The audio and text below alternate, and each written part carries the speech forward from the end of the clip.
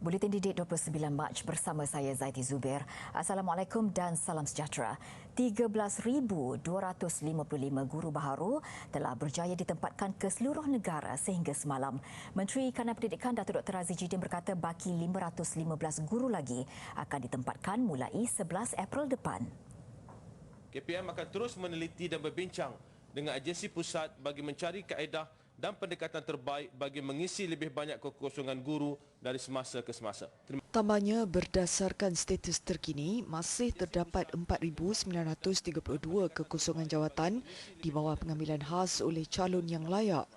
KPM sebelum ini mengumumkan pengambilan khas seramai 18,702 orang pegawai perkhidmatan pendidikan PPP grade DG 41 secara one-off bagi mengisi kekosongan guru di sekolah KPM. Kaedah kluster mata pelajaran diperkenalkan bagi pengambilan guru secara one-off itu. Ia bagi membuka peluang kepada lebih ramai graduan untuk memohon berdasarkan pemetaan ijazah sarjana muda dengan mata pelajaran bersesuaian. Dalam pada itu, Datuk Dr. Razzie menegaskan pengambilan khas guru secara one-off memberi keutamaan kepada graduan yang mempunyai ikhtisas pendidikan. Setakat ini, kesemua 13,770 graduan yang ditawarkan perjawatan sebagai guru kesemuanya memiliki ikhtisas pendidikan. Ujarnya, pendekatan yang dilaksanakan secara kluster juga membuka ruang yang lebih cerah kepada graduan ikhtisas pendidikan menjadi guru. Melalui pendekatan ini, graduan tidak perlu menunggu kekosongan untuk tempoh yang lama. Untuk mereka yang mempunyai ijazah pendidikan ikhtisas dengan fizik ini, apa lagi option mata pelajaran yang dia boleh ajar di sekolah? Ya, dalam konteks ini bukan saja fizik, matematik dan beberapa mata pelajaran lain yang boleh turut diajar. Melalui pendekatan ini, graduan pendidikan dia tak jadi macam sebelum ini. Kalau dulu pendekatan dia, option dia yang tu saja, ini kluster dia tak ada kluster, one to one. Sekiranya tidak mempunyai calon yang mencukupi, peluang akan dibuka kepada calon-calon lain yang tidak mempunyai ikhtisas pendidikan untuk dilantik secara perkhidmatan kontrak. Tambahnya lagi, pengambilan khas ini juga memberi lebih tumpuan kepada mata pelajaran bahasa Inggeris. Ini kerana bekalan guru yang mempunyai ikhtisas pendidikan dalam bahasa Inggeris adalah terhad. Jadi ada beberapa mata pelajaran lain yang kita beri perhatian, kita ada senarainya, namun secara keseluruhannya yang paling kritikal, yang paling sukar untuk kita dapat adalah bahasa Inggeris. Ini pelbagai pendekatan kita sedang usahakan untuk memastikan kita mempunyai bekalan yang mencukupi. Terima kasih. Yang Berhormat Menteri, tadi ada Kementerian Pendidikan KPM menganjurkan majlis kesyukuran pengurusan peperiksaan SPM 2021 di seluruh negara. Di Perlis, majlis diadakan di Sekolah Menengah Kebangsaan SMK Derma Kangar sejurus tamat peperiksaan kertas terakhir pada 5 petang tadi. Seramai 16 calon menduduki peperiksaan bagi kertas grafik komunikasi teknikal yang menjadi kertas peperiksaan terakhir SPM 2021 di SMK Derma. Pastinya, doa dan kata-kata semangat antara yang dititipkan buat semua 3,598 calon SPM 2021 yang mendaftar di Perlis. Kita pun dah pesan kepada semua rakan-rakan guru kita supaya pastikan anak-anak kita khususnya yang masih lagi perlu menjalani peperiksaan SPM supaya sentiasa menjaga kesihatan, jaga nama baik sekolah agar kita harapkan agar mereka ini dapat memasuki peperiksaan yang kedua, sesi kedua ini dapat dengan baik. Bagi calon, mereka mengharapkan keputusan yang terbaik selepas berhempas pulas sepanjang tahun. Secara tidak langsung, ia membantu mereka memilih institusi pengajian tinggi IPT terbaik untuk melanjutkan pelajaran selepas ini. Okeylah, dia tak susah sangat dan tak senang sangat sebab kita ada latihan yang ada yang masuk, ada yang tak masuk. Jadi apa pun kita dah buat yang terbaik. Rasa lega sikit tapi tak excited sangat sebab ada lagi satu paper yang miss sebab kena COVID. Itu. Bersedia ke untuk satu lagi paper? InsyaAllah kalau ada masa lagi bersedia kot. Saya ada rasa lega juga bila dah habis SPM ni. Tapi ada juga rasa sedih sebab nanti kita akan tinggalkan suasana yang biasa kami lalui, cikgu, kawan-kawan dan staf-staf sekolah apa semua. So rasa agak itulah gembira dan sedih. Seramai 78 calon akan menduduki sesi kedua peperiksaan SPM 2021 pada 5 April hingga 19 Mei depan. Kementerian Kesihatan KKM mengesyorkan supaya kanak-kanak yang belum mendapatkan vaksin supaya berbuat demikian menerusi program imunisasi COVID-19 kebangsaan kanak-kanak PIKKIDS dengan kadar segera sebelum negara beralih ke fasa peralihan ke endemik mulai 1 April ini. Timbalan Menteri Datuk Dr. Nur Azmi Ghazali berkata langkah itu bagi memastikan kanak-kanak berusia 5 hingga bawah 12 tahun mendapat perlindungan daripada jangkitan teruk dan komplikasi COVID-19. Dalam satu kenyataan hari ini, beliau berkata terdapat kalangan ibu bapa menganggap ketika fasa peralihan ini, kanak-kanak dalam lingkungan umur berkenaan tidak perlu lagi diberi vaksinasi. Namun hakikatnya, terdapat peningkatan 160% bilangan kes COVID-19 dalam kalangan kanak-kanak yang dimasukkan ke hospital pada tahun ini. Justru ibu bapa diminta mendaftarkan anak sebagai tanggungan dalam aplikasi MySejahtera untuk mendapatkan pautan janji temu atau membawa anak 5 hingga 12 tahun secara jumpa terus ke pusat pemberian vaksin PPV yang telah dimaklumkan sebelum ini. Tambahnya, ibu bapa yang membawa anak mereka ke PPV COVID-19 pada hari bekerja akan diberi surat pengesahan kehadiran yang membuktikan mereka membawa anak untuk divaksin.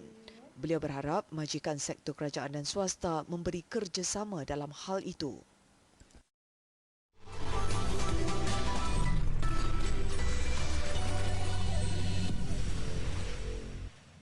Bersua kembali, Universiti Teknologi Mara UiTM dinobat sebagai rakan alam sekitar RAS.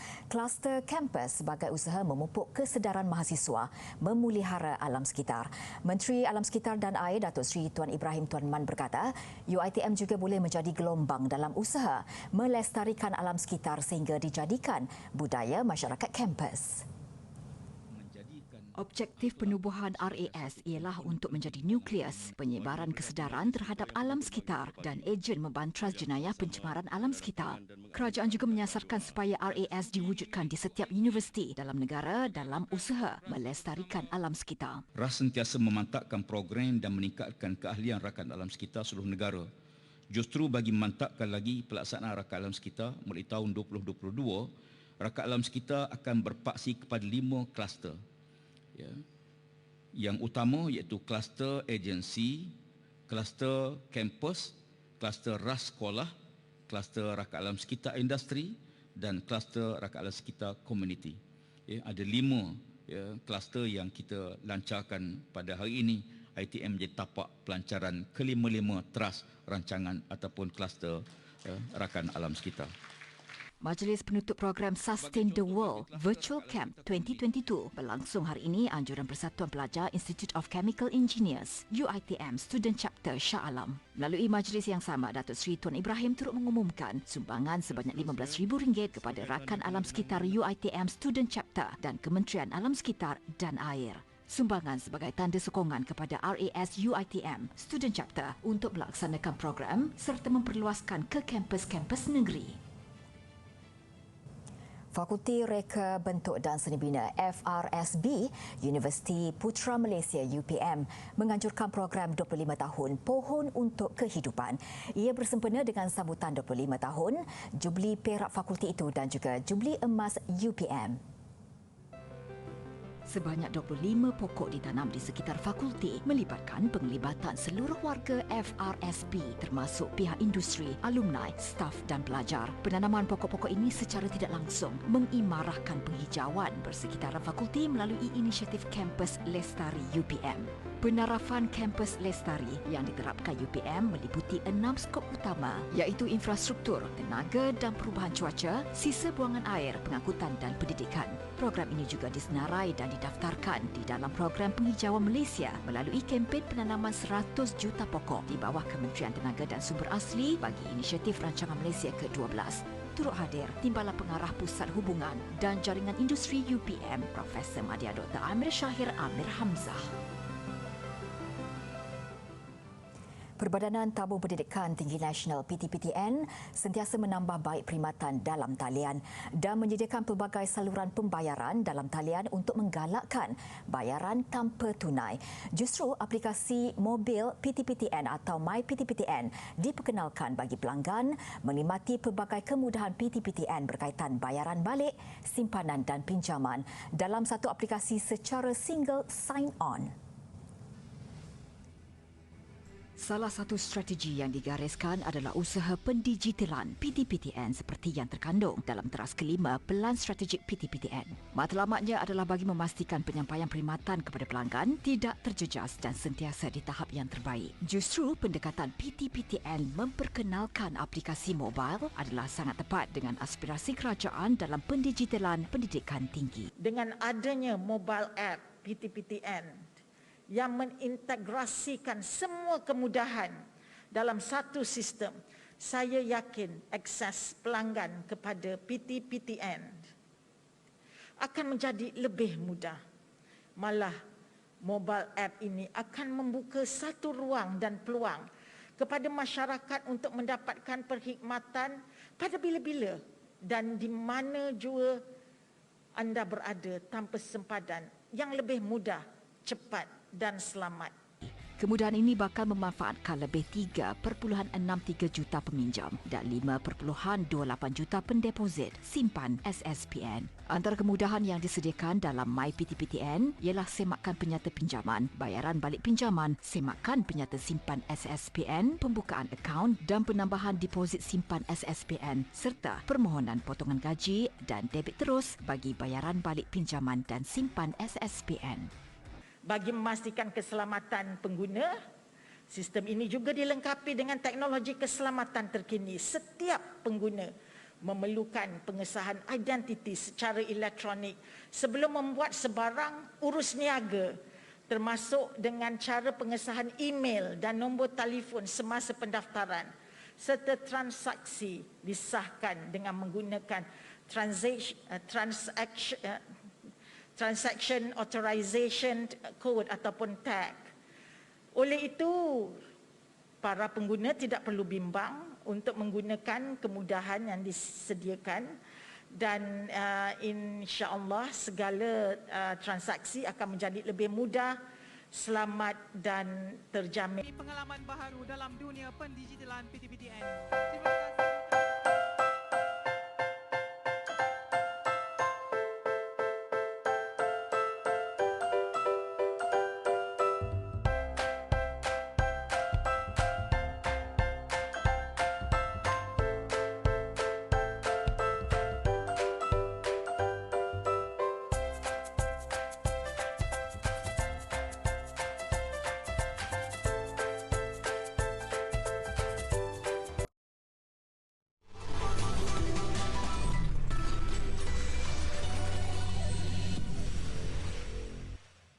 Buat warga kota, kedatangan Ramadan tahun ini kembali meriah apabila sebanyak 72 lokasi bazar Ramadan dibenar beroperasi di Kuala Lumpur bermula Ahad ini. Waktu operasi akan bermula sekitar jam 3 petang hingga 8 malam.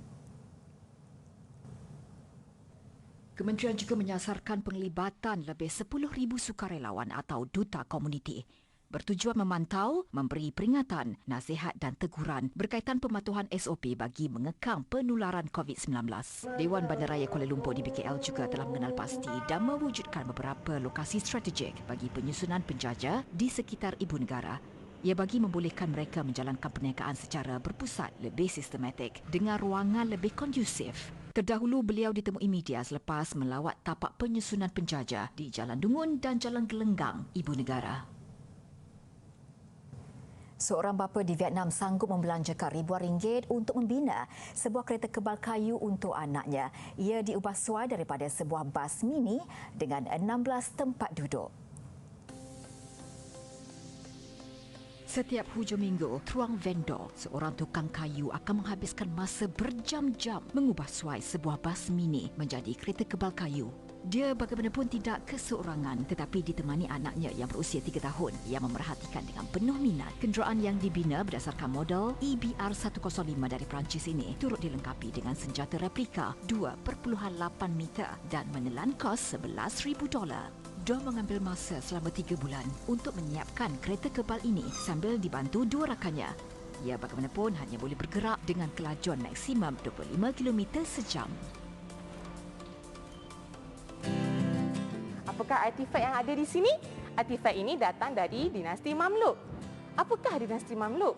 Dinasti Mamluk merupakan dinasti yang diperintahkan oleh golongan tentera hamba yang telah mengambil alih pemerintahan di Mesir dan di Syria dari abad ke-13 hingga ke abad 16. Golongan Mamluk sangat mahir dalam ukiran logam dan hiasan ukiran logam ini mempunyai kepentingan yang tersendiri dalam dunia Islam. Rekaan yang cantik dan berkilat sering menjadikannya pilihan untuk digunakan di dalam jamuan sama ada di istana atau di kediaman golongan bangsawan.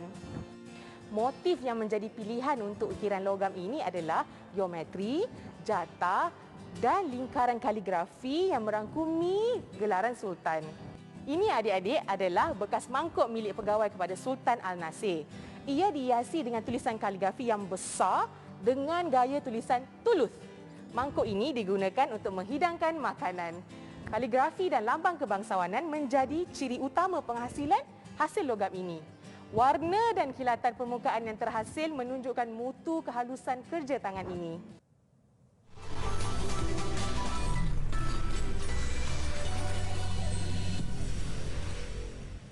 Laporan sukan, pasukan hoki Terengganu THT berada pada landasan tepat untuk meraih gelaran treble musim ini apabila mara ke perlawanan akhir Piala TNB 2022 dengan agregat 2-1 ke atas UiTM HA. Ia hasil kemenangan tipis 1-0 di pertarungan separuh akhir kedua.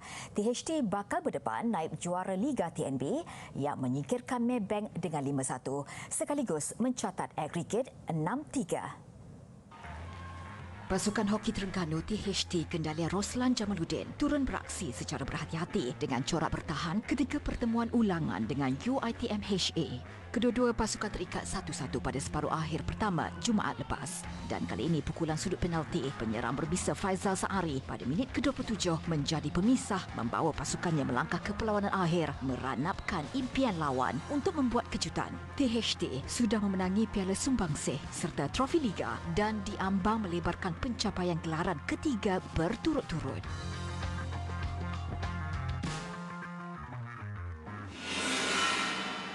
Sementara itu, TNB turut mengesahkan slot ke perlawanan akhir selepas membenam Maybank 5-1. Dikejutkan dengan kekalahan 1-2 kepada Maybank pada pertemuan pertama, naib juara MHL 2022 itu tampak garang apabila Azrul Nisron dan Muhammad Azrai Aizat Abu Kamal meledak 2 gol padang pada suku pertama minit ke-10 dan 12. TNB terus melebarkan jurang gol menerusi pukulan sudut penalti Muhammad Syahril Saabah pada minit ke-36 sebelum Maybank merapatkan kedudukan melalui jaringan padang Muhammad Haziq Samsul pada minit ke-59. TNB pantas bertindak untuk menjarakkan perbezaan menerusi 2 gol padang dengan Azrai menggandakan jaringan peribadi sebelum Nur Syafiq Sumantri melengkapkan keputusan 5-1 membawa TNB ke pentas final dengan agregat 6-3. Perhitungan juara antara THT dan TNB dijadual 8.30 malam Khamis ini di Stadium Hoki Nasional Bukit Jalil.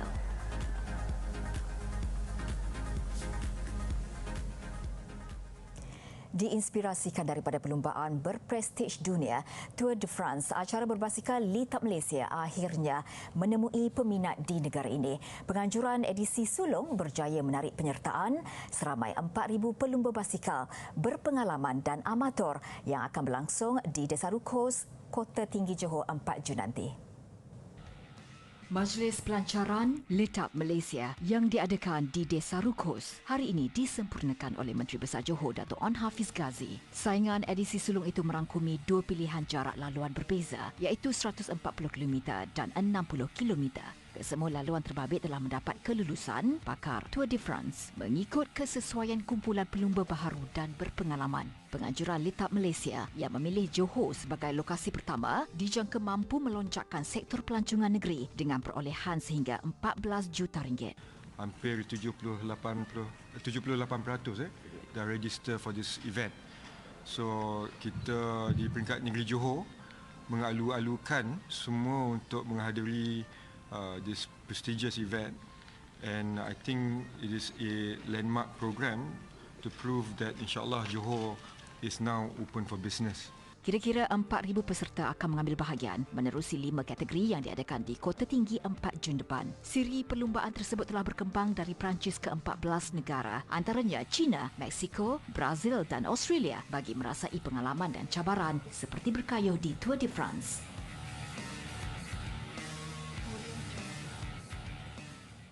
Permainan round net atau spike ball yang menggabungkan sukan bola tampar dan tenis mengakhiri Buletin Didik malam ini. Dengan itu, saya Zaiti Zubair, salam hormat dan jumpa lagi.